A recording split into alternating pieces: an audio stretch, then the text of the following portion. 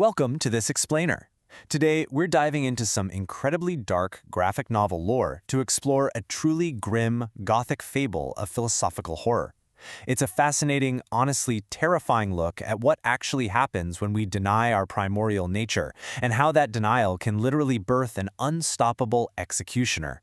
We'll be unraveling this mystery through the lens of Goethean philosophy and Nietzschean philology, so get ready for a chilling and deeply intellectual journey.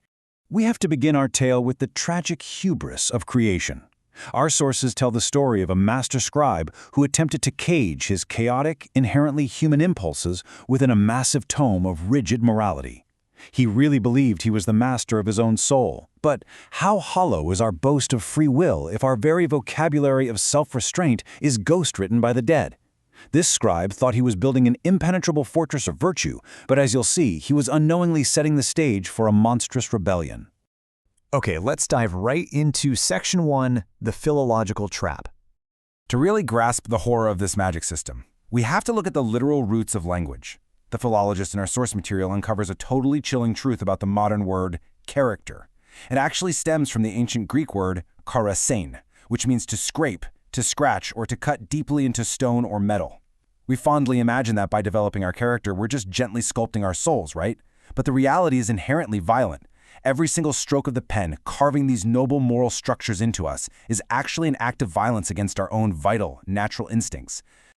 We mistakenly believe we're the authors of our own unique virtues, but the text argues that we're merely copying dead scripts, a process known as das Nachschreiben.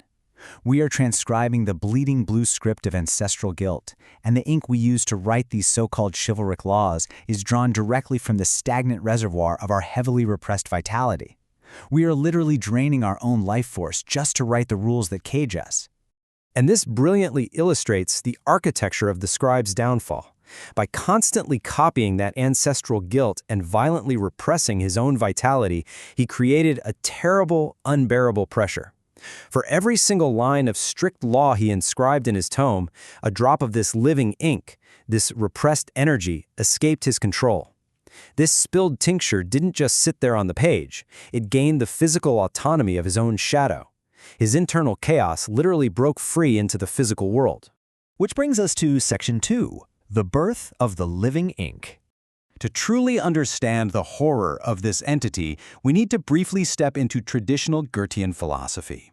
In a normal, healthy universe, nature is a realm of dynamic form and polarity, a continuous development known as Werden.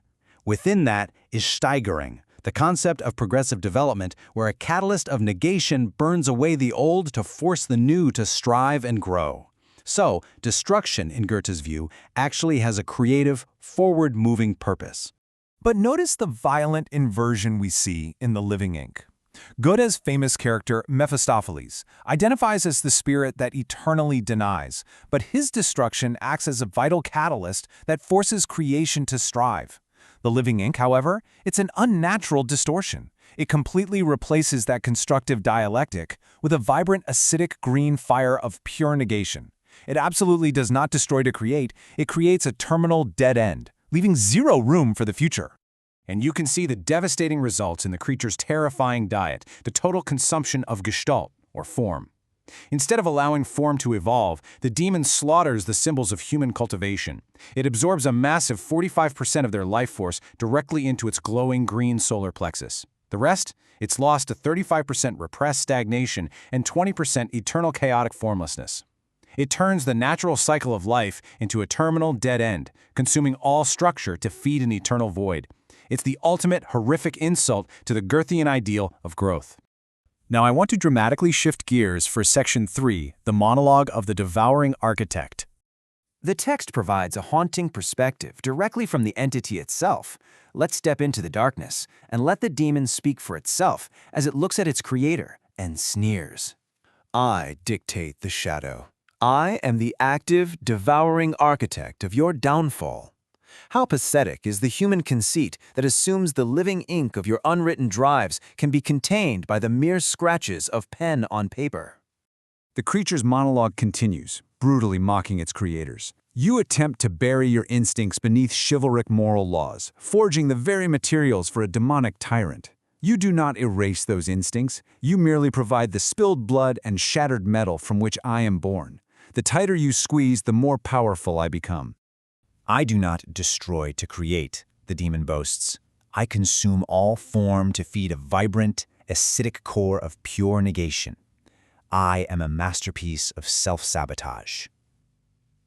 The source material here is showing us the inevitable outcome when violently repressed primordial will writes its own inescapable executioner right into reality.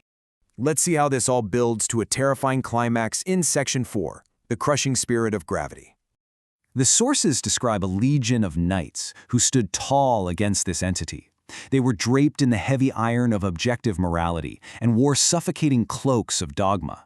They genuinely believed this immense weight and structure was their greatest strength against the chaos. But tragically, they were unknowingly feeding their own internal enemy. Their rigid moral armor actually weaponized a concept straight from Friedrich Nietzsche. It fed the spirit of gravity, that psychological internal enemy that causes the human soul to sink into nihilism and self-loathing. So the crucial point here is that the living ink takes that psychological weight, that deep guilt, that dogma, that repression, and manifests it in the real world as a literal physical predator. When we contrast human hubris with the demon's grim reality, the tragedy becomes crystal clear. We strive for dynamic form, aiming for the ultimate potential of humanity, what Nietzsche called the Übermensch. But the demon completely replaces growth with chaotic formlessness. It empties human vessels of their vital spirit, totally mocking any potential for the Übermensch by forcing a terrifying regression into absolute emptiness. The timeline of their destruction is incredibly swift and brutal. In the first minute, the purple mist of the entity descends. By minute 2, that Nietzschean spirit of gravity becomes a literal mass, building a suffocating vertical pressure based solely on the knight's own internal guilt.